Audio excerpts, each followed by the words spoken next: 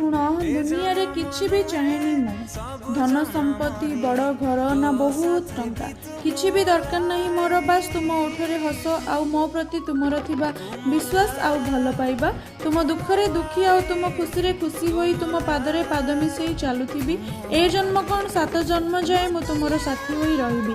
आज बसी बसी भाबिली तो सेदिन कथा मने पड़गला।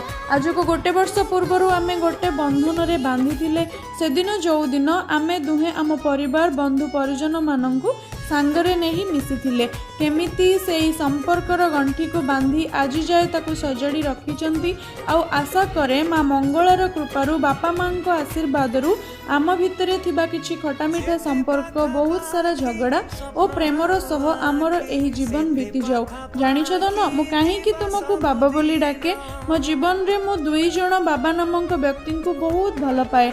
जणे मते हाथ धरी चाली शिखेइचंती आउ ए दुनिया देखैचंती मो बापा आउ से मते देइथिबा एई संस्कार मु आउ जणे बाबा को मध्य छाड़ी की रही पारिबी नाही। आउ से द्वितीय जण बाबा होउचंती मोर बाबा प्रभु भोला शंकर। ए 2 जण बाबा जेते बेले मोर पथ प्रदर्शक तो से देखैथिबा पथरे चालिबा पई मध्य तांको पसंदर आउ गोटे बाबा को मो जीवन रे आशीर्वाद स्वरूप देइचंती। आउ से तृतीय बाबा होउछ तमे मो चला पथरे खुशी आउ भल पाइबा को बिंची देइथिबा जीवन साथी मोर स्वामी। लव यू बाबा and happy anniversary happy engagement anniversary.